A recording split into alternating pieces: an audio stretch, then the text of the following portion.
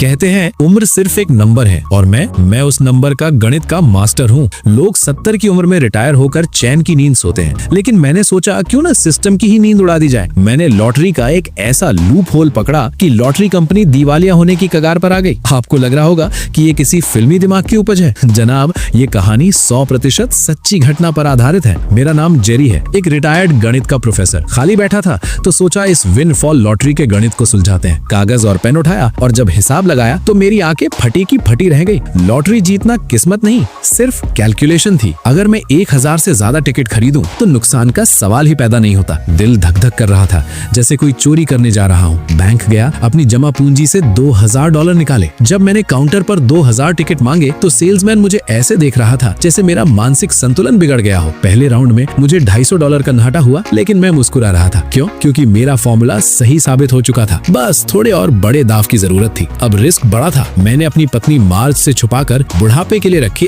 $8000 दांव पर लगा दिए। टिकटों का पहाड़ मेरे सामने था। इस बार किस्मत नहीं, मेरा गणित काम कर गया और मैंने सीधे $15,500 जीत लिए। खुशी तो बहुत थी, लेकिन डर भी था। मैंने पैसों को पॉपकॉर्न की डिब्बे में छुपा दिया। अगले दिन जब मेरी पोती ने वो डिब्बा खोलना चाहा तो मेरी रूह फना हो गई थी। आखिर सच सामने आ ही गया। मुझे लगा मार्ज मुझे घर से निकाल देगी, लेकिन उसने उल्टा मुझे डांटा। इतनी अच्छी बात तुमने मुझे पहले क्यों नहीं बताई? जब पैसा ईमानदारी का है तो डरना कैसा? अब हम पार्टनर्स इन क्राइम थे। हमने तय किया कि अब खेल बड़ा होगा। हमने $20,000 की टिकट खरीदे। प्रिंटिंग मशीन 10 घंटे तक लगातार चलती रही, जैसे नोट छापने की मशीन हो। नतीजा $5 लाख का मुनाफा। लेकिन हम सिर्फ अपना पेट नहीं भरना चाहते थे। हमने एक कंपनी बनाई और पूरे गांव के लोगों को शामिल किया। आओ भाइयों, सब मिलकर अमीर बनते हैं। पूरा गांव हमारे साथ था। कोई अपनी कार बेचकर पैसे लगा रहा था तो कोई फर्नीचर। लोग मुझे मसीहा समझने लगे थे। हमने एक ही बार में 50,000 टिकट खरीदे और कंपनी ने $10 लाख कमाए। 6 महीने के अंदर मेरा छोटा सा गांव करोड़पतियों का शहर बन गया। जिसके पास साइकिल नहीं थी वो सुपर कार में घूम रहा था। मेरा सपना अब उन्हें अरबपति बनाने का था। लेकिन चमकती चीजों पर नजर जल्दी लगती है। हार्वर्ड के 2 शातिर हैकर्स को भी इस लूप होल का पता चल गया। उन्होंने मुझे धमकी दी, जेरी, अगर तुमने दांव लगाना बंद नहीं किया तो हम तुम्हारा सारा पैसा उड़ा देंगे। मैं डर गया। मैंने गांव वालों से कह दिया कि अब और लॉटरी नहीं। लेकिन मेरी पत्नी ने मेरा हौसला बढ़ाया। उसने कहा, हम सच के साथ हैं, वो चोर है, डरना बंद करो। उन हैकर्स ने बदला लेने के लिए लॉटरी की तारीख ही बदल दी ताकि मेरा गणित फेल हो जाए। मैं सीधे हार्वर्ड पहुंचा और उस लीडर की आंखों में आंखें डालकर कहा, फर्क बस इतना है बेटा कि मैं सबको साथ लेकर चलता हूँ और तुम सबको लूट कर अकेले बढ़ना चाहते हो। उसकी टीम को समझ आ गया कि वो एक लालची इंसान है। टीम टूट गई और सिस्टम से छेड़छाड़ करने के जुर्म में उसे कॉलेज से निकाल दिया गया। दुश्मन तो हट गए, लेकिन तभी लॉटरी कंपनी ने हाथ खड़े कर दिए। उन्होंने भारी घाटे की वजह से वो लॉटरी ही बंद कर दी। मैं उदास था कि मैं अपना लक्ष्य पूरा नहीं कर पाया, लेकिन जब घर पहुंचा तो पूरा गांव मेरे लिए जश्न मना रहा था। उन्होंने कहा,